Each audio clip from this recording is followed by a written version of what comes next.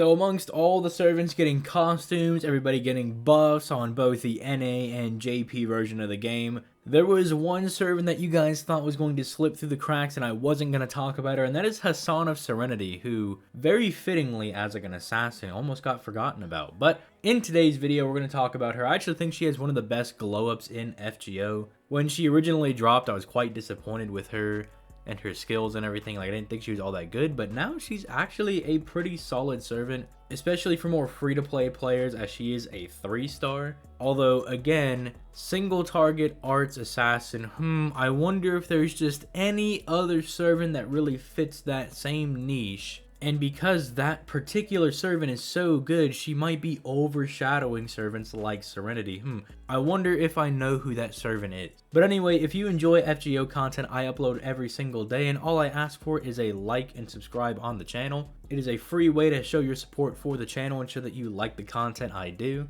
If you want to go that extra mile, you can click that join button and become a channel member. But with that being said, let's go ahead and get right into this, starting off with her deck. Now, as an assassin, her star generation is quite crazy. 25.6% on 2 quick cards with 3 hits means she's going to be able to gen quite a few stars for your team. But then unfortunately her arts cards are more on the normal side, and I say unfortunately because we like crazy servants around here. 53% NP charge per attack with 2 arts cards with 3 hits each. Should be fine in like 90% of situations. You're really going to be relying on arts crits. Thankfully she can kind of gen her own stars because she's an assassin. But really at the end of the day, like, the arts cards are nothing special, but she did at least get the 5 hits on the extra attack. For those of you guys that don't know, the extra attack is basically a composite card. It gens stars, it gens NP, and it does big damage. So having a good extra attack is really going to help Serenity out. It's going to really help her in genning NP and actually genning a few bit of extra stars. But overall, I really don't have anything bad to say about her deck. I mean, the quick cards seem good, the arts cards seem normal, extra attack is at least 5 hits, that's very solid. So already I would consider us off to a good start. Now, her first skill is clearly tailored for fighting harder enemies, right? I mean, she is a single target servant. You're probably not going to be using her in farming all that much. You're probably going to be bringing her to harder content. So it is good that she has a skill somewhat tailored to that, although the cooldown on this one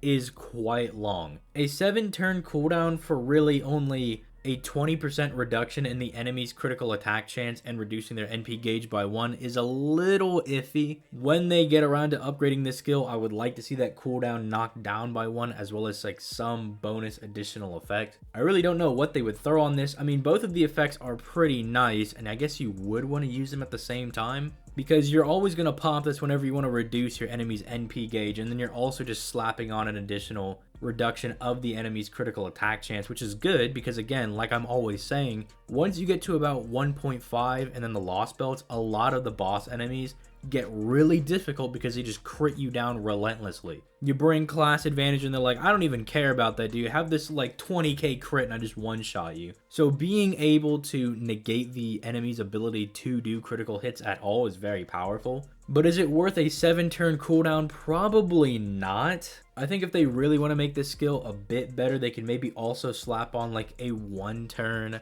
reduction in the enemy's arts resistance. Maybe that would be really nice to slap on like 20 to 30% for that, you know, for 1 turn, and maybe that would also really help it out, lower the cooldown to like 6, and I think we're golden on this skill. Her second skill does get upgraded. Thankfully, it's not just 12 stars, although the cooldown on this one is actually very good as opposed to the first skill. This one is on a 4-turn cooldown, and because Serenity is like the super poison Hassan, right? You touch her, you die, basically, right? They decided to make this the poison skill, where she inflicts poison to one enemy for 5 turns, meaning you can actually stack these together, because since it lasts 5 turns with the skills on a 4-turn cooldown, you can actually kind of get the poison stacks going, which is pretty nice if you need to do that. I'm always out here downplaying the effects of like burn stacking, curse stacking, all that stuff where you just get like minimal damage, but it's just not my preferred method of going about things. But it is actually useful in getting chip damage if you can kind of make full use of it. And there are some enemies in the game that are super tanky, like they just keep stacking infinite defense, and who knows, for your box that actually might help out, getting that little extra bit of chip damage, because she's also putting toxic status on them as well, which is really helping out in your poison stacking memes. And then she's also still dropping 15 stars now. They gave her a few extra stars. So this skill is either going to be seen as, oh, it's just this skill that like gives me a few stars, right? Like that's pretty nice. Or if you're trying to do some big brain strategies, you're like, oh, this is the skill that's going to really tie everything together. Because spoiler alert, her NP also stacks poison as well. So if you're trying to be like super mega ultra big brain and trying to like do little bits of stack, I don't know, maybe you're running her with Robin Hood so you can get like super big boy poison like stack damage or something going on. I don't know. But then we finally have her third skill, which to be fair, wasn't like bad before. It gave her a 50% buff for insta-kill for 3 turns, which she's a Hassan, so she obviously has the insta-kill thing on her NP. And then it also gave her a 50% buff to her debuff success rate. Those are both lasting 3 turns on a 6-turn cooldown. Like, technically those are both good for her, but they're not like super fun effects because nobody's really relying on the insta-kill because she's single target, so you're using her in boss fights. And most of those hard boss fights are against servants, and servants have like a negative 400 billion% insta-kill rate, so you're like never gonna get it off. The debuff success rate is pretty much only useful if you're gonna be firing off her NP and you want to get those ceiling effects off, or you want to guarantee get the poison off, because the poison effect, like with the second skill and the NP, can be negged by magic resistance because that's just a debuff resistance, right? So I guess it kind of helps out in that. But I guess the Lightworks also saw, they're like, man, this skill kind of sucks. So it's still on a 6-turn cooldown. The insta-kill and debuff success rate are still the same 50% for 3 turns.